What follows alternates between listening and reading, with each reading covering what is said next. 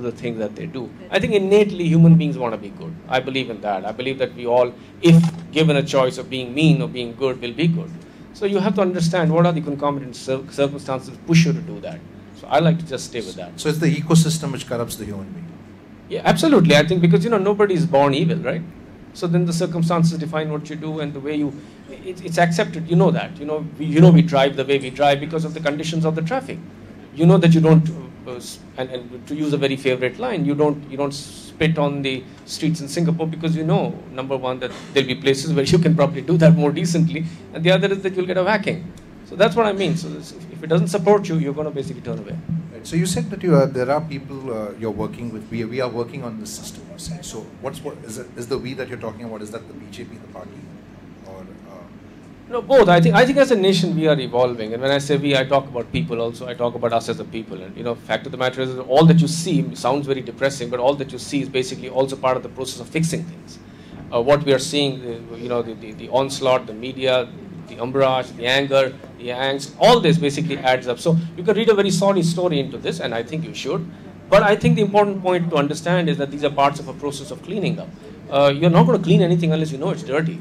So that too is part of the process. But as far as the BJP is concerned, yes, I think we suffer from a problem, which is basically we have a different self-image. And being new in the party, I have to counter this and I have to check with it all the time because, frankly speaking, I wouldn't have moved into that party. It was not out of any obsession with not being in the Congress or the BJP or whatever else. But I went there because I thought that the words I used the other day, I'm not remembering exactly, was that you came. I thought you came from whatever. I don't know what the word. I was basically meant to say that it's a better grain, that you came from. And I think, and I argue for the BJP and within the BJP also, that if there have been deviations, we must return to our roots. We must go back to where we came from. We have a very high index of integrity. We have traditionally had that you could say that that's because of that we came out of the womb of the RSS, the nationalist movement, whatever it is. But fact of the matter is that I believe is the redeeming feature that I find in a political party. And I think if that was not to be there, you could argue that we are not that good, and you also have some. But this is really about pointing fingers and saying, oh no, you are not that good. Innately, you're basically saying, I want to believe that all of you are cheats, which I think is harmful because that reduces the man who's trying to improve, and it dissuades him from doing what. So there are winds of change blowing within the BJP. Yes, absolutely. I think our index of suspicion is very high on this matter, and the moment, for instance. One could have argued politically or legally about Yedurappa's position, but at the end of the day, and there were political ramifications, there were large issues involved in that, but eventually you saw that that he was finally forced to basically leave his position. So one last question from me: what is the internal buy-in within the BJP on the proportionate representation system? Okay, now that's a different question altogether. You might have thought that look, political parties are dealing with huge issues on a daily basis. They are like people who don't argue with the market. It's like if you want to sell something, you don't go around and say, hey, that's not the way this should be sold, or that's not the way this should be bought, that's not the way this should be built. Because otherwise you just go and build. You don't argue with the market. When you want to sell to the market, you don't argue with it. You just sell. So you follow the rules, what it takes.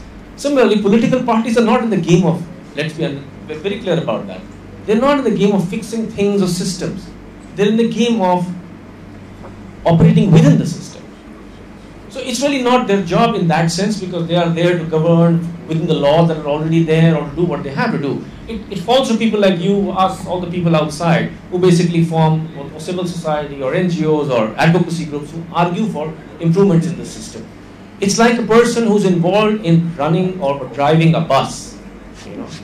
When he's driving a bus, his eyes are on the road, he's got the steering wheel, he has a job to do. To set him up and think about, what are the conditions, do you think, can I get into an intellectual debate with you at this point in time? Not going to work. So, largely political parties naturally don't take their eye off what they're doing, as they must. When it requires meetings like this to basically draw them into a debate on this. So thank you, Sanjay. We'll open the floor before we move on to Vinodji and Pramod. Are there any questions or... Yes, sir.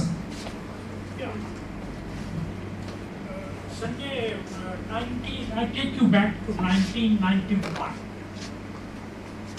Why I take you back out there? Because we had a Congress rule in between, but we also had BJP rule in between.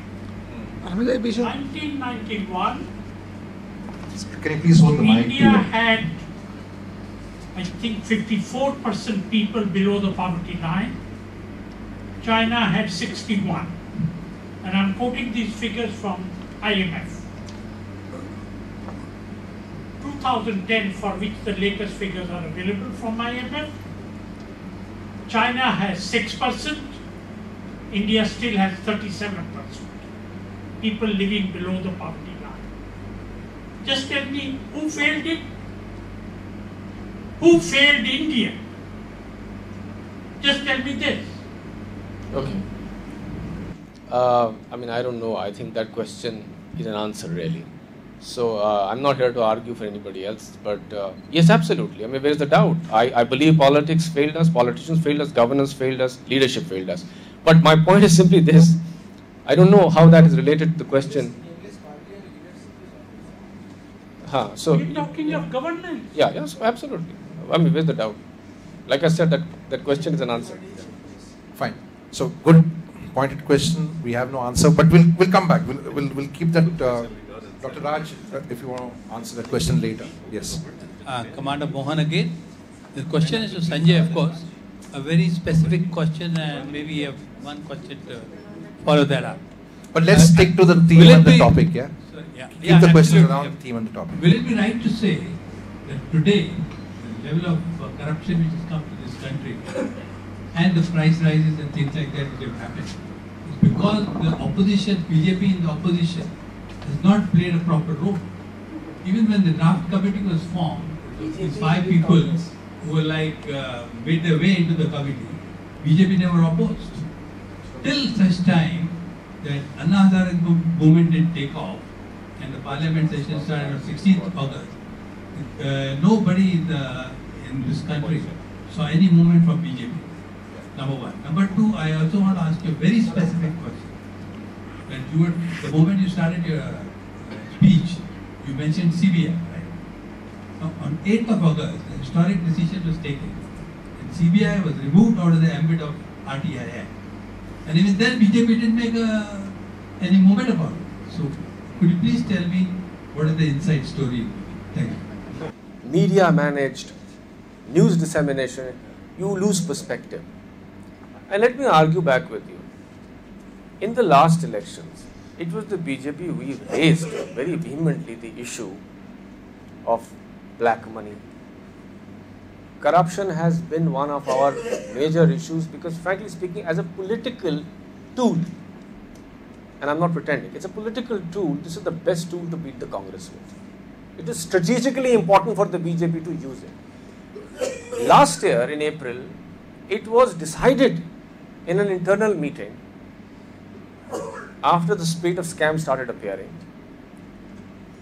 that the BJP would now run a nationwide, what we call an Andolan, against corruption. It was launched off from the Ramlila Maidan. I was there, I was on stage. Not speaking, but I was part of the guys who were the backroom guys. And there were 1 lakh and more people who were there. I have pictures, they're on my Facebook. We forgot that. And the joke is, I've just written, how did it come to a situation where the party who enveloped this entire campaign, created the conditions for people like Anna Hazare and Ramdev to exploit, was finally being asked, what is your position? Now, you could say bad media management, you could say you guys are useless, yeah, you. But how did this happen? And now you are asking me this question, so obviously you also feel the same way. I have put it up. So where did we go wrong? Okay. If you want to analyze this, part of it was basically government bashing. The government started bashing not us, Anna Hazare, because you have a picture